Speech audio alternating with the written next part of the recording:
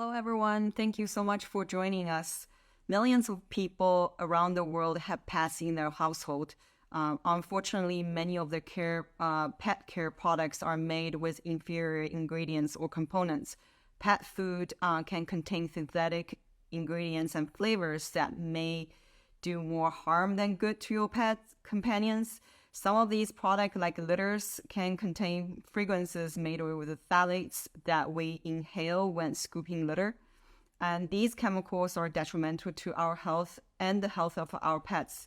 That's why we're really excited today to talk with Dr. Christine Bessent. And Dr. Bessent practiced her holistic veterinary practice, treating horses, dogs, cattle, cats, and birds on daily basis in Wisconsin for over 30 years. So we're going to discuss nutrition for dogs and cats and how to help them live healthier and happier lives. We're also going to mostly stick with cats and dogs, but if you have a different type of pets, you have a question, type into the chat box. So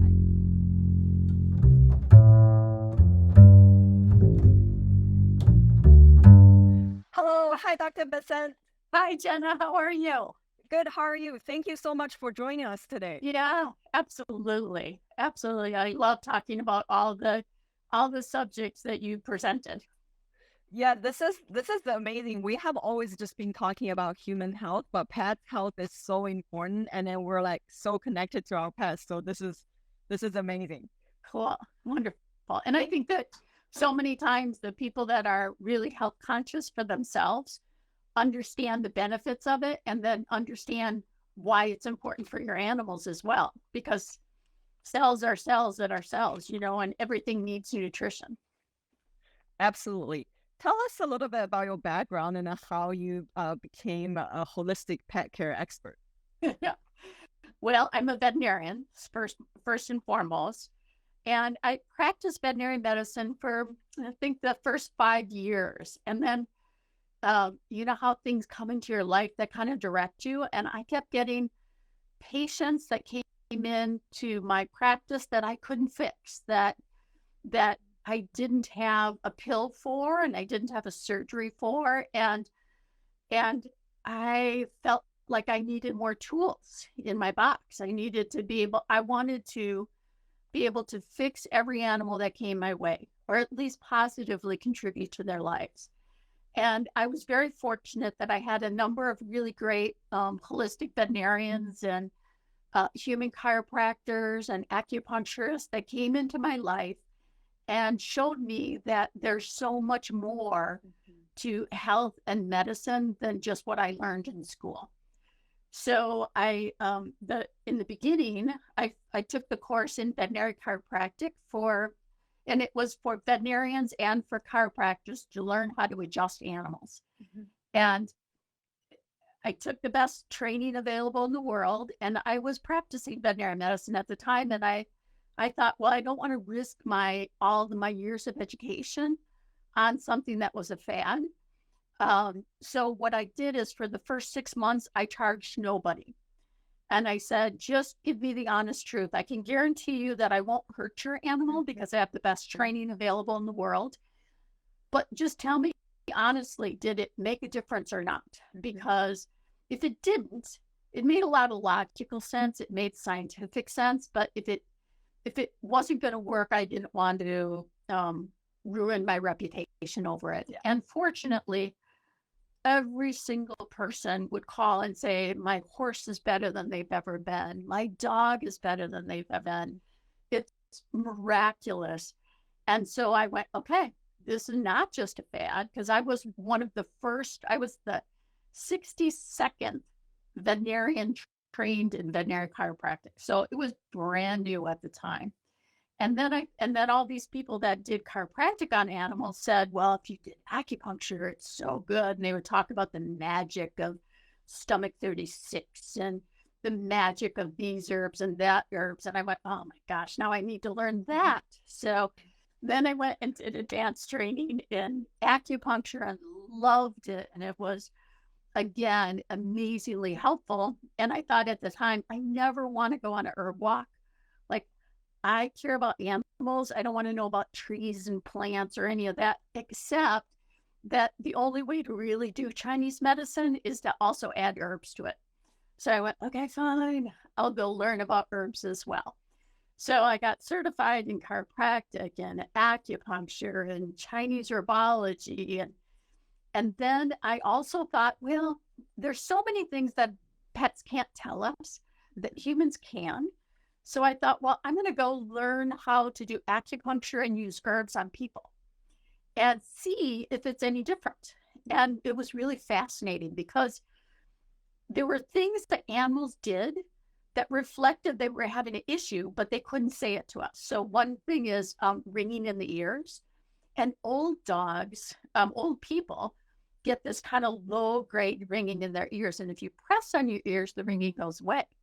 So old dogs will press their ears against like the couch and try to, and they're happy when you're putting pressure on their ears. And they reflected the same disharmony that a human would reflect if they were having ringing in the ears. So then what I would do is then use that acupuncture and use those herbs that like I would treat a patient, a human patient, but did it on the dogs and they got better. So I'm also certified or a diplomat of Oriental medicine for acupuncture and for herbs. And that's been kind of my journey through life. Wow, that is amazing. Yeah, it's super fun. And it really still, even to this day, is about having more tools to positively affect animals in my lifetime. Wow, I think your patients and their companions are so lucky to be seeing Yes. you. I mean, Thank we've you. seen so much in human that how functional medicine, this holistic approach is really helping people. And this definitely need to practice for animals as well. I agree. I think that one of the things that's so significant about holistic medicine and animals is there's no placebo effect. So the dog doesn't care. You know, the dog gets in the car for a ride and comes to my office and I pet him and we all love him. And then they lay down, they get acupuncture needles, but they get very relaxed and sleepy. Then they go home and they get some herbs on their food. And so they don't have this like predetermined, it's got to work as I paid money for it. They don't care. All they know is, wow, the next day I feel better. And the next day and the next day and the next day. And it's amazing because if you wanted to prove that acupuncture, herbs, chiropractic, holistic medicine works, look at veterinary medicine because the animals don't care. They're just happy to be better. Just happy to be better. You worked on like everything from like horses to cattle to cats and dogs, birds. Like how specialized is the training for each animal? Well, we kind of, as veterinarians, we learn all of that in our academic years. So 8 years of education and 4 years in veterinary school. And you have to be licensed to treat all patients, to treat all animals. And so then applying holistic medicine to all animals is kind of the same thing. Basically, you just look at each creature just a little bit differently. So cats are obligate carnivores. They absolutely have to have meat.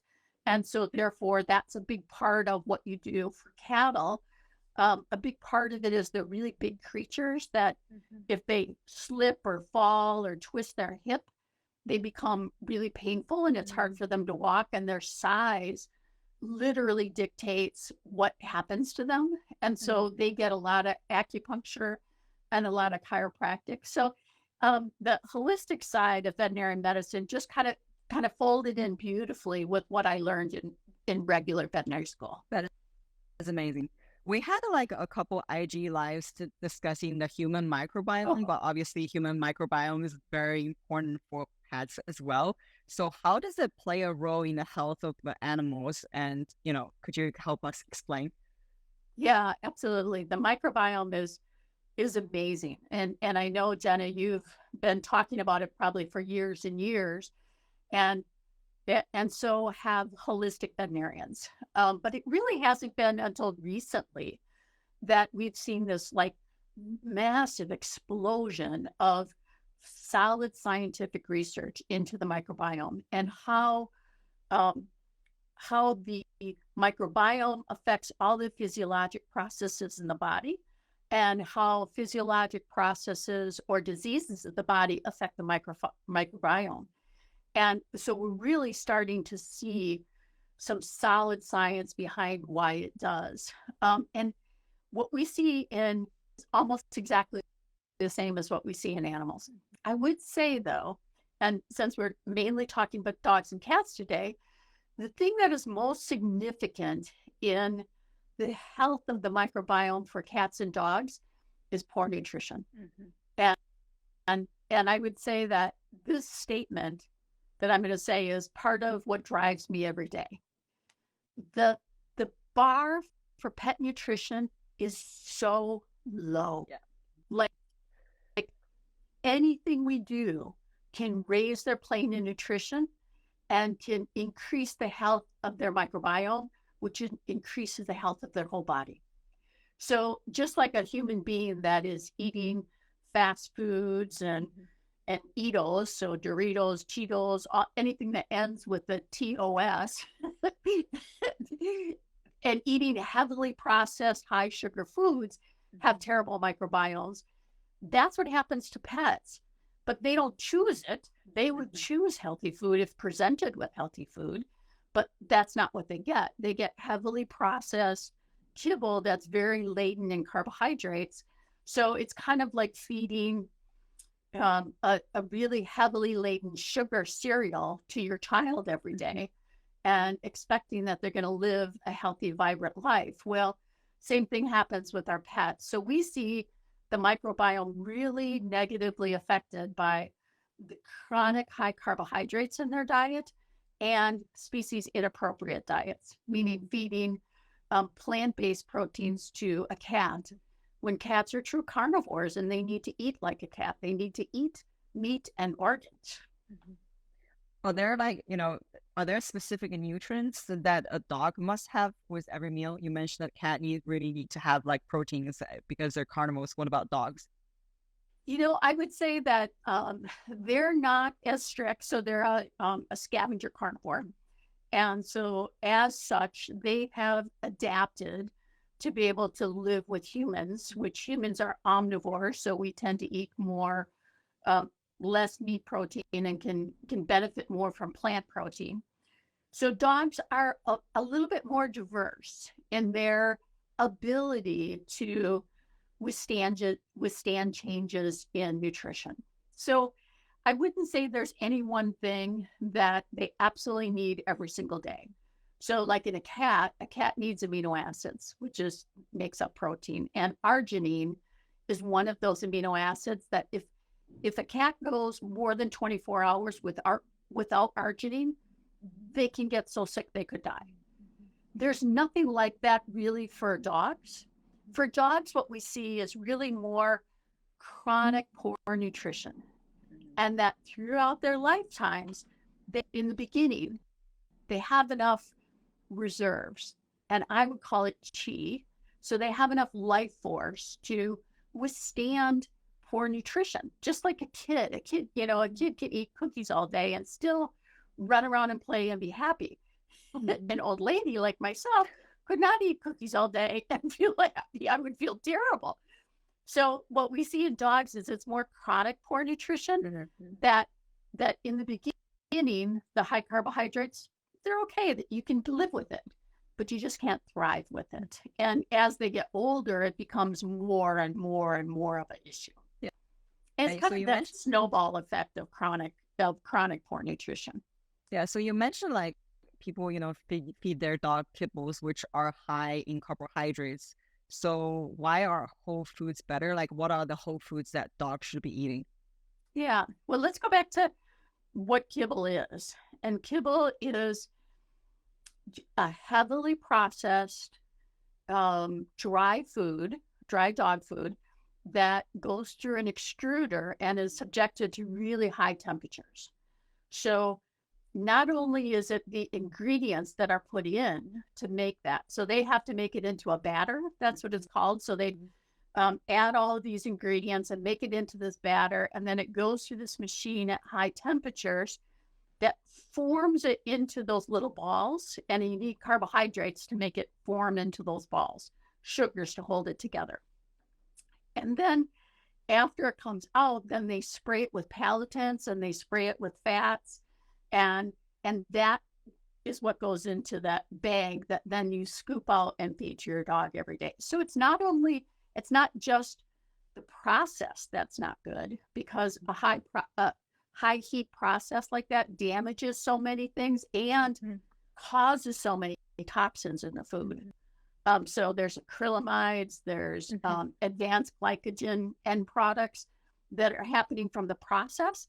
But then when you also look at the ingredients that are going into it, so the ingredients are oftentimes plant-based proteins because that's cheaper.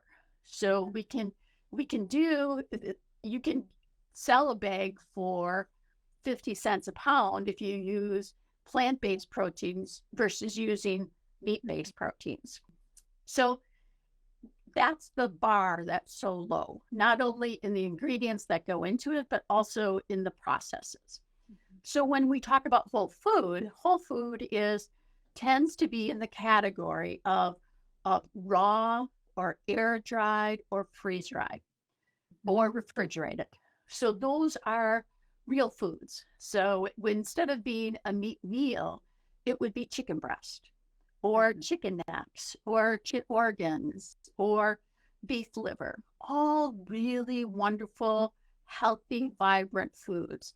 You don't really see any of the whole food pet foods out there using plant-based proteins because you couldn't really get away with it. That if you just fed your dog peas all the time, would they keep on eating it? Eventually they'd be like, yeah, I don't need that. You'd have to spray some sort of palatant on it for them to enjoy it. So whole food nutrition is kind of the idea that you could use fresh food or frozen food. You could use raw food or lightly cooked food, but it's all the food. It's not the leftover ingredients. It's not heavily processed rendered meals. It's a true apple versus apple pumice, which would be like the powder that's left over when all the good parts of the apple are taken out. And no human would eat that. Okay, now we'll put that into pet food. But it's lost so many of the nutrients, the vitamins and the minerals and the harmony and the synergy that happens within food by having all of its components there. It's that synergy is what makes food so good for our bodies and so good for our animals' bodies as well. So what I say as a veterinarian is kind of like for humans, anytime you eat a good diet, you raise your plane in nutrition. So if you can't afford to not feed kibble, because kibble is so inexpensive, well then, and you're having broccoli that night and some chicken breast, throw some on your dog's plate too. So they could eat some chicken breast and they could eat some steamed broccoli. They could have some steamed carrots, which would be all things that could raise their plane in nutrition that would help all the cells of their body. That's like really echoing with human nutrition too. What we have found is, human eat a lot of processed food, not just the additive, but also a lot of environmental toxins, preservatives that go into that. And then we have also seen studies that tested pet food, and these kibbles or some canned food, highly processed, also contains a lot of parabens, preservative like PFAS, like parabens. These things are also in pet food. That is really good to know. Yeah, it's crazy the amount of bad preservatives that are still allowed to be used is crazy. And I would say that humans that are really good about themselves, so they're looking at their ingredient decks and saying, I'm not going to buy something that has a terrible artificial preservative in it. I'm also not going to buy that for my dog either. I think we just need to get more people and more pet owners Yes. to be critical. And I think we're at the point that with internet and knowledge so easily accessible that if you care at all, I mean, all of it is there for you to to consume and to understand and to make better adjustments for your pets. Yeah. So many dog food or cat food too, on the bag, a lot of time it shows like grain free. Is there any like misconceptions surrounding these grain free foods? Yeah. Yeah. Grain-free foods are, first off, they're most pet parents think that that's better and that's a higher quality food. And in reality, it's just a different food. So if if life is always a pendulum, right? There's always it always swings both directions. So in the beginning, what we saw is that there were high grain diets. So kibble that had corn and soy and rice as their primary ingredients. And so pet parents said, no, we don't want high grain content for our dogs because they're not goats, they're dogs. They need to eat meat. So the pet industry took the pendulum and swung it the other direction. And so it took out the grains, but then added high legumes, so starches like peas and potatoes. And so that's a grain-free food. It still doesn't have much meat in it. It's exactly, so you got the grain, the food filled with grain. We knew that as pet parents that wasn't good. And so then they made grain-free food as if that was a better choice. And it really isn't. It's equally bad. What we needed was someplace in the middle to say that we needed to increase the amount of meat content and of organs into their meals. And that it's imperative for cats, but super important for dogs as well, that it shouldn't be high grain, it shouldn't be grain free, which is high legume. It needs to be higher meat content. The downfall with that is it costs money. So the high grain diet's really inexpensive. So you'll see lots of commercials all over the place. The grain-free food is this misconception that it's a better food, but it really isn't. It's just a different food. And that's really cheap too. And what really needs to happen is it needs to be higher meat content. Unfortunately, that's expensive. And so if you can buy something for 50 cents a pound, you have to ask the question, like, what's in that food? Like, how can it be that cheap? If it's grains, sure, you could do that. But if it actually has meats and organs in it in the proportions that carnivores and scavenger carnivores need, it's going to be a higher price point. So that's the downfall about grain-free. And I think what happened in grain-free is, we've had this dilated cardiomyopathy in grain-free foods, pet foods, and that they develop these congestive heart failure because of being on the higher grain-free food.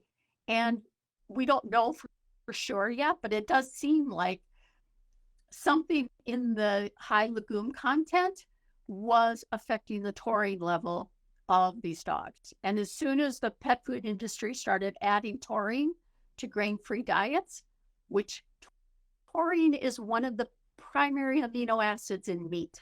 So again, it is the solid indicator that we should be feeding meat to dogs and cats, because that's what their body, their physiology is geared towards. So then is there something that pet parents should be looking out for, like comparing the amount of animal contents through labels when they're trying to purchase their pet food? Yeah, I would say don't even look at the pictures on the package, because when you look at the pictures on the package, it looks like this is fabulous. Like, wow, look at all those blueberries and this beautiful chicken breast. Well, it's completely and totally deceiving, because by FDA rules, as long as you have the DNA of chicken in it, you can put that beautiful piece of chicken breast on it, as if that's really not. So don't even look at the pictures, because that's completely deceiving to the consumer. what you need to look at is the ingredient deck. The one thing that is kind of a fact that they can rest their hat on is that the ingredient deck is listed from the highest content to the lowest content. So the first couple ingredients are going to make up the majority of the ingredients of that food. So if the first ingredient is beef, and the second ingredient is eggs, and the third ingredient is chicken or salmon, that's a pretty good food because those three ingredients are animal-based proteins. There's, of course, the pet food industry, as any industry, where dollars and cents play a role. There's all sorts of tricks that pet food companies do to make their ingredient deck look better. So there's a thing called ingredient splitting, where in grain-free food have peas, they can call it pea fiber, green peas, pea protein, pea extract meal. All of those are peas, but they could list it as 4 separate things. So therefore, it's considered in 4 separate amounts. Where if you couldn't ingredient split it, your number one ingredient would be peas. Yeah. And the pet parent would go, oh, it's peas.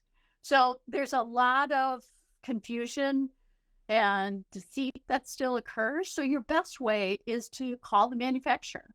You know, in this day and age, we get emails every day that says, tell me the content of meat in your diets. And we're thrilled because we'll say it's 80 to 92% meat and organs. So we openly applaud it and tell people how much is in it so that they don't have to try to decipher the ingredient deck. But the ingredient deck is your first step. Oh, wow. That's really good tips. So we talked about dogs, so where, you can throw your chicken breast, a little bit broccoli for dogs. So if you want to give your cat some whole foods, what are the things that we should know that, to feed the cat? Yeah, I would say cats are difficult because cats are cats. So they're very they're neophobes. They don't want anything new. Like they're the cat that eats the same bad diet just because they know what it is. So to try to convince them to eat something different is always difficult, even if it's better for them. It takes a while to convince a cat of that.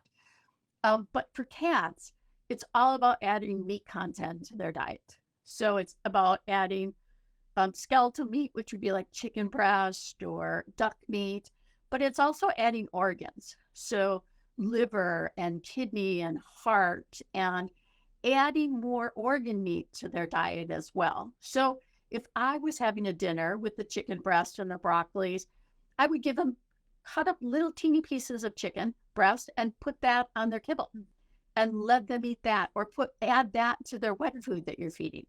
That would be a great way to kind of step their plane in nutrition up. But you can buy gizzards and chicken livers and chicken hearts from any butcher.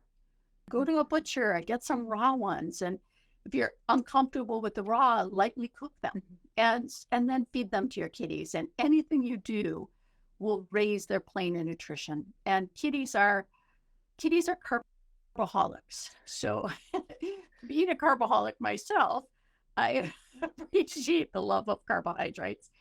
But cats are so they get so addicted to carbohydrates, and that's why they get diabetes, why they get kidney issues. That's why they get all these diseases that are based on chronic high carbohydrate content. And it takes a while to get those kitties off of that diet.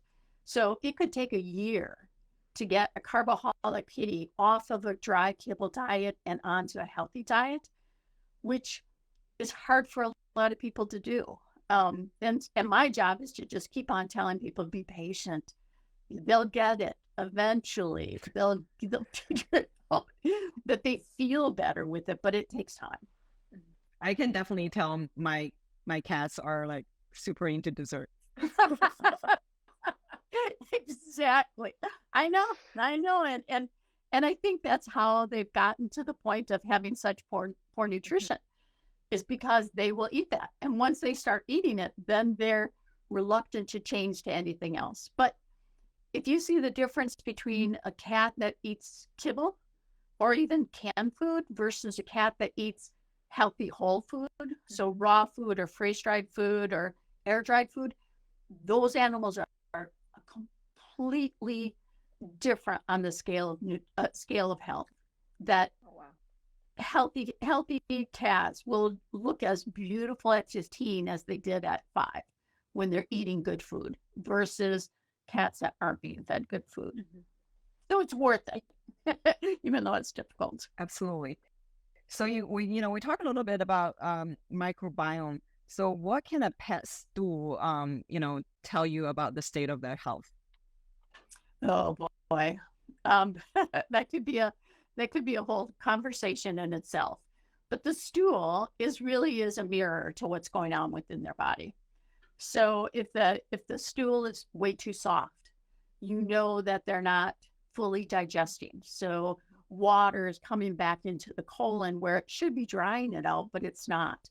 Or they don't have enough chi or life force to pull the moisture out of it. So bad smells, terrible smelling gas and terrible smelling stool means that they didn't properly digest. And so the food that should have been digested in the early part of their GI tract made it all the way down into the colon where the gas producing bacteria are. And then the gas producing bacteria just went crazy and ate everything and made all this gas and made all this foul smell. A cat that is constipated, they're dehydrated. They're dehydrated, and the body is trying to suck as much moisture out of the ingesta, out of the stool, to preserve as much moisture as they can for their body. Mucousy always means they have some inflammation. If they have inflammation of their GI tract, the body is going to try to produce mucus to push it out, to push the stool out. So stool will pretty much go hand in hand with whatever's going on deep within their body. Oh, wow. Speaking of stool, in human, we've been telling people to avoid fragrance in their personal product at all costs. I know many litters are added with these fragrance, which full of phthalates. So are you aware of any high quality, fragrance-free cat litters? I wish I did. I gotta say that's kind of not my forte, is cat litter. But I agree with you 100% that cats have really sensitive sense of smell. And so anytime there's fragrances added, they're not going to want to use it because if we can smell it from the outside, imagine what it's like for them having to go and urinate in it or defecate in it. So it's crazy. So I would say that the less fragrant, the less smells, not only is it healthier for them, but also they're going to be more likely to use it. They're not going to be as repulsed by it. And clumpy litter, the cats seem to do better with clumping litter than they do with unclumping litter. But yeah, litter's not my expertise. Sorry. Okay. We also always have humans asking us about supplements, and then we know, especially if you feed a cat like a home cooked meal, they probably need some supplements. And then we know that, you have supplements and food for animals. Could you tell us about your product and then how you come up with these recommendations? Sure, yeah. Well, supplements are really meant to supplement the diet. So if you're feeding good whole food and you're feeding the species appropriate amount, you shouldn't need too many extra supplements. You could get, the FDA says they don't tolerate any bacteria in the food. So you do have to add probiotics to the diet. So that's an absolute. The way that we make food right now, the way that animals are slaughtered, there's never enough glucosamine in any diet, even a good diet, even a good raw made diet tends to not have enough glucosamine. So you need to add some glucosamine to it. I think that if you had a high omega-3 content in your diet, then you're covered there.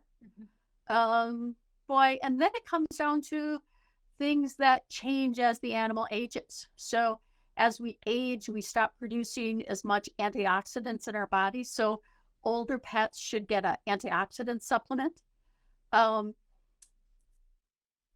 if their eyes are not as good, you can add some really great herbs that are fabulous to nourish the eyes. There's really great supplements that you can use to nourish the heart. And kind of the way that I think of supplements is it's supplemental to a good diet, and then very specific almost for organs. So I own Herbsmith, and Herbsmith came from my veterinary practice, and that I use Chinese herbs in my patients all day, every day. And I saw that there were so many wonderful herbs that were very effective, inexpensive, very safe, easy to apply from a Western perspective, like arthritis. Anybody could identify if their dog has arthritis. And then there's fabulous herbs like boswellia or frankincense that is really great to decrease heat and inflammation without having all the negative side effects of the prescription drugs. So when you go to Herbsmith, what you'll see is we have dog herbs and cat herbs and horse herbs. And then some of them are just to support overall health. And then other ones are very specific for specific issues. So if a dog like a Cavalier King Charles that tends to have cardiac issues, we have a supplement called Taurine Boost, which is high taurine and alpha lipoic acid and all sorts of nutrients that are just great to nourish the heart. So most of it is about kind of targeted nutrition. This is amazing. So people can go to Herbsmith website to purchase these things, right? Yep, absolutely. So we made it over the counter, which is basically if there's just not enough holistic vets out there in the world to serve all the animals that need it. So with Herbsmith, we decided that we would partner with really good pet stores and pet nutritionists and other veterinarians and get into as many pets as we could. So Herbsmith is, you can go to herbsmithinc.com, and there's all these herbs that are readily available to you. And then we also produce what's called the Simple Food Project. And the Simple Food Project is whole food nutrition. So it's all the things that we talked about today that are produced. We have 3 formulas for cats and 3 formulas for dogs that are species appropriate, high omega-3s, antioxidants in all of them, have organ meat and skeletal meat, and are of the highest quality, freeze-dried. And then we just launched, which is like kind of for me a life dream, a product line called Medicus Veterinary Diets. And Medicus is freeze-dried whole food nutrition, but for animals with sickness, which is crazy amazing. So if your cat has kidney failure, we have a whole food diet that is geared for the nutrients that are necessary in higher amounts or lower amounts based on the disease that, in that particular case, the cat that has kidney disease. But instead of using crappy ingredients, we used whole food nutrition. So it's really, really amazing. So please check those out. I just am so excited about those because prior to that, we trained pet owners to feed their animals well, and they did.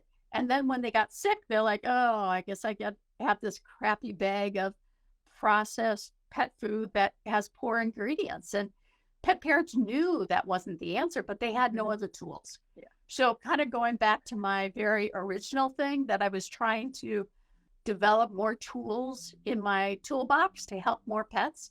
That's kind of how Herbsmith came about and how Simple Food Project came about, and now how Medicus has come about. This is amazing. So you not only you practice holistic pet care and then veterinary, now even your product line is really holistic from, simple food to guidelines and then to even for like pets with conditions. Yeah. Yeah. This is amazing. Yes. Thank you. And what about your service? Like, I know, like for humans now, a lot of people do virtual care.